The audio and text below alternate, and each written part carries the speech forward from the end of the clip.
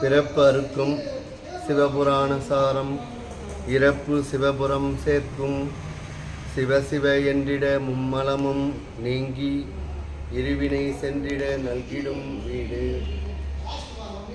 இந்த நூல் மாணிக்கவாசக சுவாமிகள் அருளிய திருவாசகம் 8ஆம் திருமுறை. அதிலே முதற்கண் சிவபுராணம். அந்த சிவபுராணத்துக்கு மட்டும் விளக்க உரை இந்த நூலிலே தந்துள்ளேன். அடியேன் பெயர் ஞானசக்தி வேலன். ஒரு தனியார் பள்ளியில் தமிழாசிரியராக இருக்கிறேன். இந்த நூலில் 95 அடிகளுக்கும் தனித்தனியே விளக்க உரை எழுதியுள்ளேன். இந்த நூல் ஒரு சிறந்த ஒரு வாசக நூலாக விளங்கும் என்பதை வணக்கத்துடன் நன்றியுடன் தெரிவித்துக் கொள்கிறேன். இந்த நூலை பற்றி சொல்லுங்கள்.